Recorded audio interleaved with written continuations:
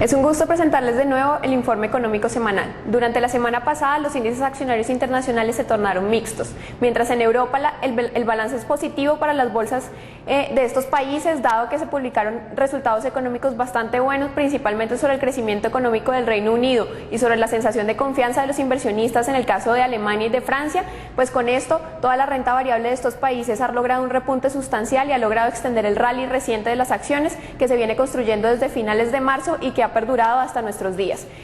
Por el lado de Estados Unidos, sin embargo, aunque se publicaron datos económicos positivos, principalmente del sector vivienda, que continúa repuntando no solamente en términos de volúmenes de ventas, sino también de precios, de todas maneras la sensación del mercado fue relativamente negativa y cerramos en el balance semanal con precios muy similares a los reportados en la semana anterior. Los sectores de commodities y financieros continuaron siendo protagónicos y fueron los culpables en buena medida de todas las volatilidades que vivimos durante las jornadas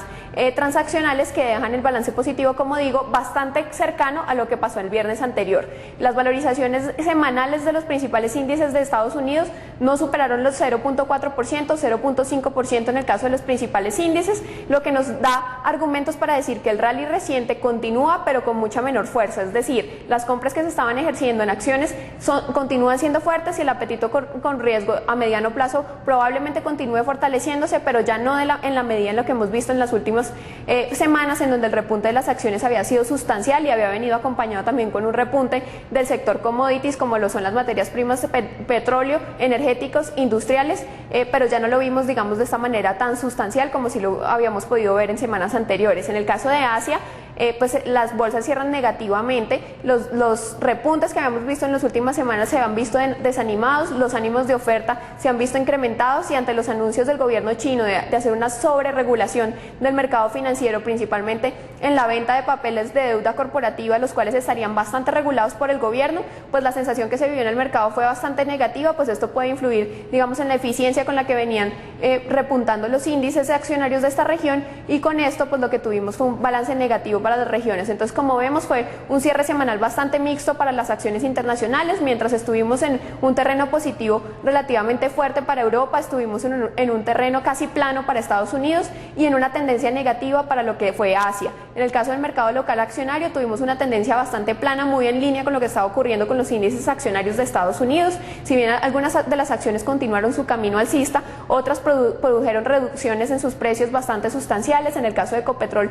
continuamos viendo pues una persistencia en sus desvalorizaciones, las cuales han sido moderadas, pero que durante la semana ya rompieron ese soporte tan fuerte que había en los 2.700 pesos y están migrando en este momento hacia niveles del 2.680, 2.670 pesos por acción. El caso de ISA, también otra de las energéticas locales, también fue relativamente contundente, con una corrección bastante fuerte luego de semanas y semanas de desvalorizaciones. Recordemos que nuestra renta variable local ya completa 6 meses consecutivos de valorizaciones, lo que nos indica que probablemente los niveles de sobrecompra empiecen a indicar unos retrocesos que no van a ser sustanciales, que no van a ser agresivos, no vamos a ver pérdidas bastante agresivas, pero que sí nos da, digamos, una estabilidad y un curso mucho más lento en lo que puede ser los precios de las acciones locales. Esto en línea pues con también un debilitamiento del rally a nivel global, como ya se vio pues en la tendencia mixta de cada una de las regiones durante la semana. En el caso del mercado de renta fija internacional, pues dado que se vivía un ambiente relativamente turbulento para la renta variable, que no fue muy claro en ninguna de las sesiones, porque como digo fue bastante plana la tendencia,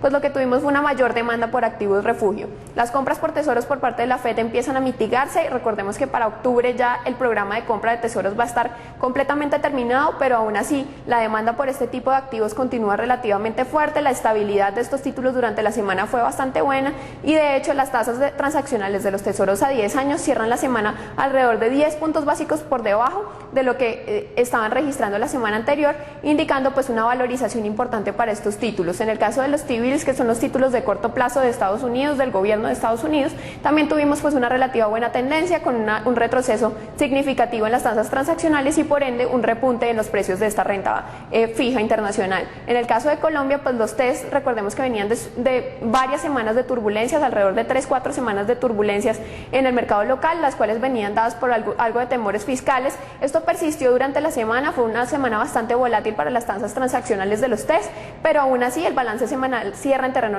positivo, de manera que la curva de rendimientos que describen nuestros bonos del gobierno en tasa fija descendió alrededor de 5 puntos básicos y de hecho aquellos indexados a la VR descendieron alrededor de 7 puntos básicos, o así lo dicta, digamos, el movimiento semanal de esta curva de rendimientos de los TSVR. De manera que esos, digamos, riesgos fiscales, aunque continúan latentes y están generando volatilidades importantes en el mercado, pues de todas maneras, digamos, el ánimo comprador del mercado continúa, y eso también lo vimos en la absorción fácil que tuvieron las subastas que se realizaron durante la semana. El miércoles se realizó la subasta de test tasa fija usual en el calendario, y el jueves la colocación de los test de corto plazo, y todas fueron absorbidas en muy buena medida. De hecho, las dos estuvieron demandadas más de 3 veces el monto de colocación, demostrando que el apetito también por renta fija continúa a nivel local, aunque de forma mucho más moderada de lo que estábamos viendo antes, y aunque de forma mucho más volátil. En el caso de los bienes básicos, lo que tuvimos fue una tendencia negativa, una segunda semana de desvalorizaciones, principalmente liderados por el sector energético,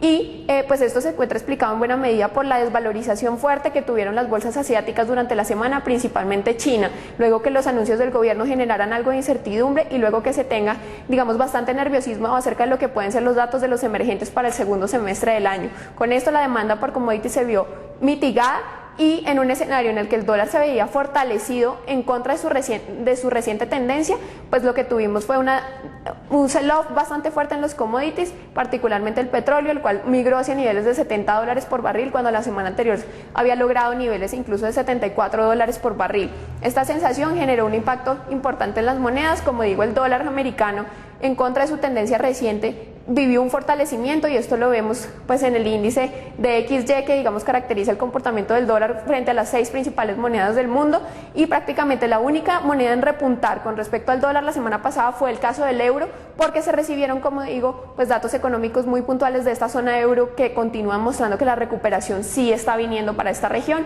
Particularmente el sentimiento de confianza continúa creciendo, y el dato de crecimiento del Reino Unido fue revisado al alza. Antes estábamos viendo decrecimientos en este PIB del segundo trimestre superiores a un 1% retrocediendo, y el dato fue revisado al alza con un retroceso de tan solo 0.7%, lo que fue recibido con un muy buen sentimiento en el mercado, y explica en buena medida por qué el euro y digamos las monedas de la zona euro,